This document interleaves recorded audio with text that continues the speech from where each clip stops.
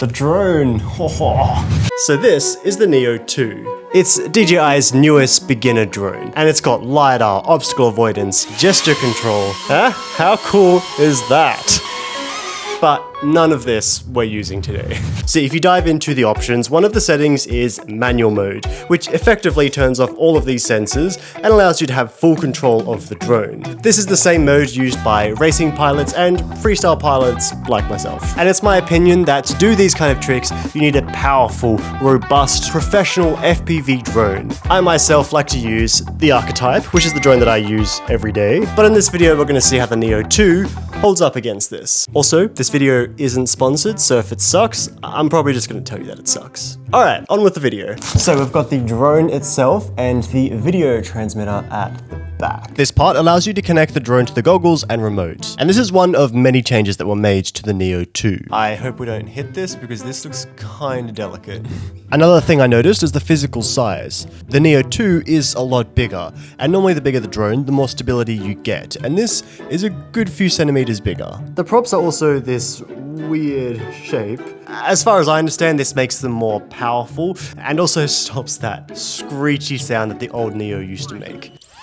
Oh, it's so bad, it's so screechy. My theory is that all of these changes make this drone a much better FPV drone. And I'm here to test if that's actually true, because the last Neo certainly wasn't. And the way we're going to do this is by completing 5 extremely taxing FPV tricks that should be able to find the limits of this drone. Alright, are you guys ready?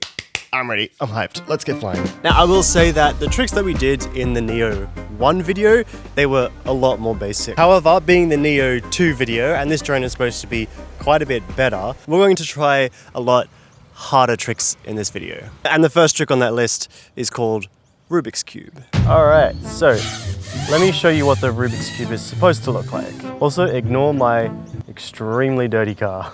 Alright, now a Rubik's Cube is comprised of 3 movements. The first is pitching 180 degrees, followed by rolling 360 degrees, and then pitching again 180 degrees. When you put them together, you get a trick that looks like this. And the reason why we're going to test this trick in particular is because it requires a lot of speed and accuracy. Now, for this trick, you do need to do it in one motion, so you need to pay attention to what's on your screen and adjust it accordingly. Where it's going to get a little bit difficult with the Neo is understanding how fast and how accurately it can move itself. That's going to be the big difference between these two drones. For the DJI remote, switch to the Neo 2. Alright, let's see how this one goes. Okay, so the first thing I'm going to try to do is a flip, just make sure it's all working correctly. So I'm already kind of feeling like this is going to be tricky because this flip isn't very fast. There's a very slight breeze in the air. I think it might be rocking it around a little bit. Alright, let's go for it. I'm going to go a bit high because I think we're going to need the room for it.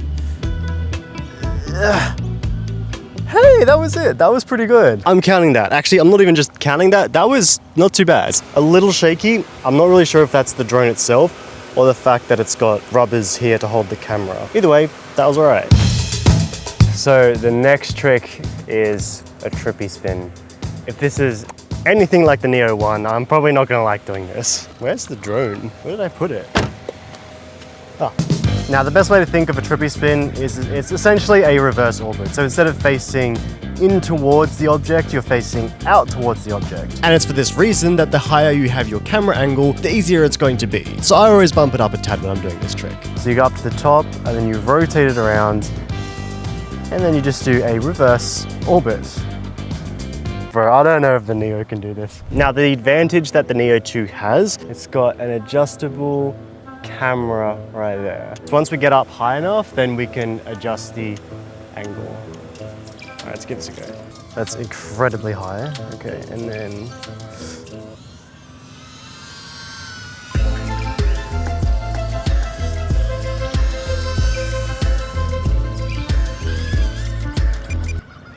wait, that wasn't actually that bad. That was pretty good, actually. Not bad, buddy. Not bad. A similarity I'm noticing between this one and the Neo 1 is that whenever it needs to pull out of a dive or recover from falling a decent amount, it sucks at that.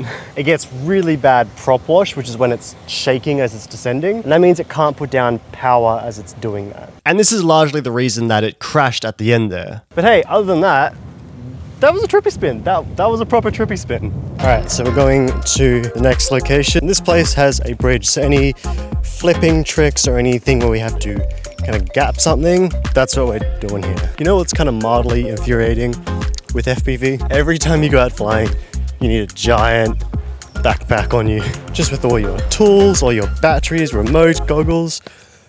There we go. So if you're wondering what trick we're doing that requires this giant bridge, we're doing a power loop. Whoa, holy moly. Oh, that was so sketchy. Now the trick itself is pretty simple. You just come at it with a bit of speed, and then you just come above the top of it. Pretty simple, but it is quite easy to do when you have a drone that's this powerful. But the Neo is a different story.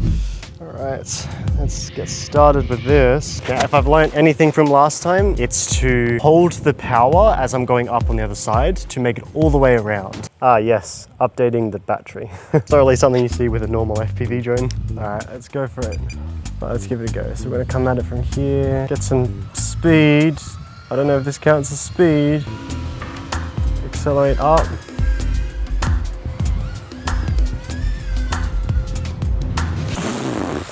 Bro, that was the slowest power loop I've ever done. I did, however, get it on the first go, so I think it's better than the Neo one. There's a tad bit more power.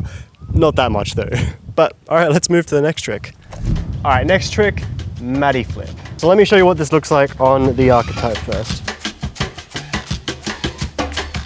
All right, that's the Matty flip. Okay, let's go for a Matty flip. Yeah, no, it cannot pull out of that. Now, you might be able to notice that it's being kind of thrown around a bit. That is a very light breeze. All right, let's try this again.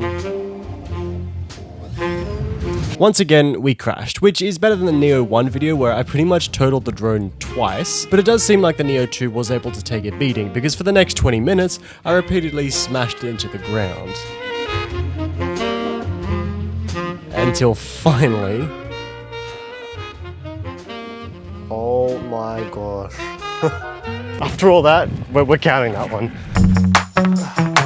Now, one of the most important things in freestyle or racing is how the drone carries momentum. And there's lots of benefits to this. Number one, it's more fun to fly usually. And number two, a lot of tricks become a lot easier when it can carry that momentum. Which is why this next trick is a momentum trick. And it is the juicy flick. So what you want to do is gather some speed and then flick back.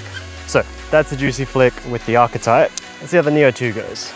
Judging by how much it was blown around by the wind in the previous trick, I don't have that much hope that the Neo 2 can actually create enough momentum to do this trick. Bro, it's updating the battery again. Oh.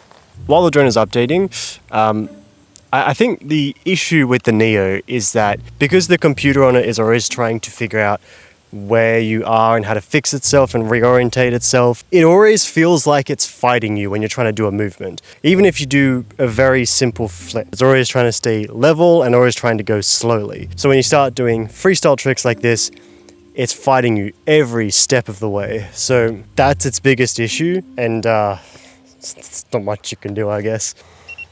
Oh, now we're back.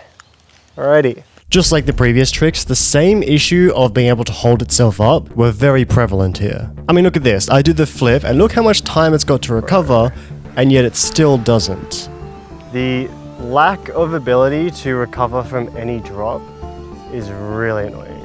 Surprisingly, this ended up being one of the harder tricks to do. Not because the trick itself is that difficult, but it's because it exposes three weaknesses of the Neo 2. Number one, it's not able to be snappy and spin fast. It has trouble recovering from any drop in altitude. And number three, as we've just discovered, it can't really carry any momentum. But despite this, we kind of still managed to be able to get it. Albeit the execution wasn't amazing. Nah, you know what? I'm counting that. That was, we'll take that. So can the Neo 2 do FPV? Well, yeah, I think the answer is yes, but there's a caveat to that, which is that there is a very real ceiling to what it can do, and it's quite low. If you want to get started in FPV, check out the Archetype. This is the drone that I designed, and it's the one that I've been using in this video. So it's got the power, and it can do all the tricks that you throw at it. Alright, I'll stop plugging my drone. Thanks for watching. That was actually a super fun video to make.